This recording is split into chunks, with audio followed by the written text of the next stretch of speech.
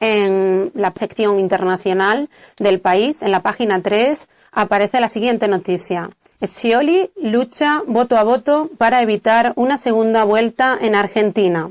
Daniel Scioli, el candidato oficialista apoyado por Cristina Fernández de Kirchner, se perfilaba anoche como ganador de las elecciones en Argentina, según los datos de las primeras encuestas, pero no parecía haber logrado evitar una incierta segunda vuelta. Los primeros datos que manejaban los partidos de limitada fiabilidad señalaban que Mauricio Macri, el principal rival de Scioli, se hallaba muy cerca de alcanzar su objetivo de forzar una segunda vuelta. Para Scioli y su principal respaldo, el gobierno de Fernández de Kirchner, supondría un inesperado fracaso, que luchaba voto a voto para evitar.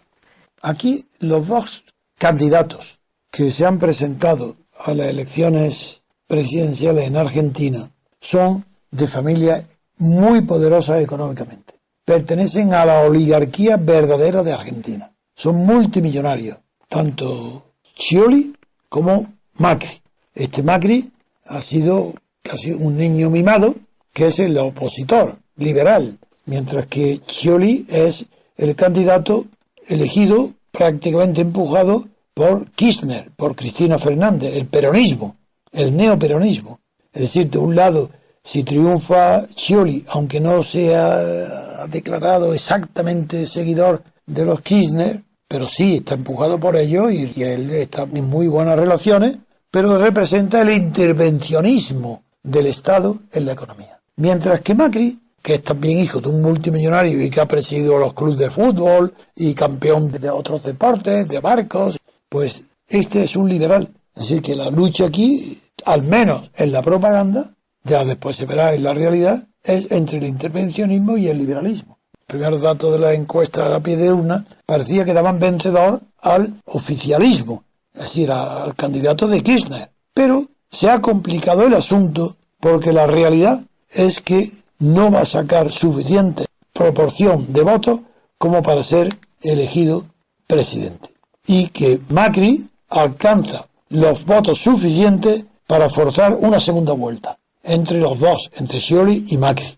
Esto obliga, igual que hice con Salvador, igual que hice con Portugal, siempre me obliga las noticias a situarlas dentro de un contexto constitucional. Pero ya veréis, porque es así que vais a conocer cómo el mundo latino, sobre todo el español y América Latina, América de habla española, las barbaridades constitucionales que tienen, empezando por España y seguida por Portugal, y Brasil y compañía. Lo diré, la Constitución que Argentina aprobó en 1994 consagró el sistema de que si no hay mayoría absoluta en la primera vuelta, se celebra una segunda vuelta entre los dos candidatos que han obtenido mejor resultado. Nosotros lo conocemos muy bien por Francia, pero en Francia está clarísimo. El que no alcanza el 50% de los votos, con relación al censo electoral, no. Con relación a la participación electoral, si no alcanza el 50%, tiene que celebrarse una segunda vuelta para elegir presidente de la República entre los dos primeros clasificados. Bien, veamos en Argentina, que está lejísimo de esto que en francés se llama balotage. Bien, la Constitución argentina dice que para ganar en primera vuelta un candidato debe obtener más del 45% de los votos. Ojo, cuidado, no el 51%, no el 50% más un voto. No, el 45%. ¿Qué creéis? ¿Que esto no tiene importancia? Esto va contra el sentimiento natural de que en familia, los amigos, cada vez que se decide algo y alguien dice, vamos a votarlo. Si no hay mayoría absoluta, es como si no hubiera habido votación. Nadie acepta una mayoría relativa para decidir una cuestión. Y es lógico, copiando el sistema que tenían los monasterios y las abadías durante la Edad Media, en Europa se estableció la regla de oro de que si no tienes el 51% no eres elegido. Y si luego se introduce la votación restringida, si nadie tiene el 50 más un voto, la votación restringida entre los dos primeros que han obtenido mejor votación, el que venza también tiene que obtener mayoría absoluta. Ahí, cuando hay dos, no hay más remedio. No puede ganar más que aquel que tiene mayoría absoluta, que es el balotaje. Pues bien, esta norma elemental que rige en Francia y que rige en cualquier cabeza que tenga un poco de sentido común. No rige en Argentina. En Argentina la Constitución dice que basta con obtener uno más del 45% y ya se puede ser presidente. ¿Pero por qué? ¿Por qué el 45 y no el 48, el 49, el 30 o el 21? ¿Cómo el 45 puede decidir nada? En una moneda tirada al aire, de cruz o raya, ¿no? Como se dice, o cruz o cara, los porcentajes son del 50%. Pero ¿cómo se puede? Saben que no tienen mayoría absoluta, pero que quieren ser presidente e imponen estas reglas ridículas, como la de Argentina, de que para ganar en primera vuelta se necesita un voto más del 45%. ¿Y qué pasa si no lo tiene? Pues que entonces, si no lo tiene, le basta con tener no el 45, sino un número de votos que oscile entre el 40 y el 44. Pero ¿y por qué no entre el 38 y el 47? Pero no, si no obtiene el 45, al menos que tenga un resultado que se sitúe entre el 40% y el 44%. Bueno, sigamos. Esto está calculado por las oligarquías que saben más o menos los votos que van a tener. Y mira cómo se lo preparan en la Constitución, como España, con el consenso. El consenso es igual que esto, es un pacto de oligarquías de partidos, pero esas oligarquías de partidos reflejan las oligarquías financieras que los crean y los apoyan. Bueno, seguimos con Argentina, porque los argentinos son como los españoles, pero más exagerados. Bien, entre el 40 y el 44. Fíjate, Daniel, qué maravilla está aprendiendo aquí, ¿eh? Entre el 40 y el 44. Siempre que, un momento, tenga una diferencia de 10 puntos sobre el segundo. Si no hay diferencia de segundo, tampoco vale.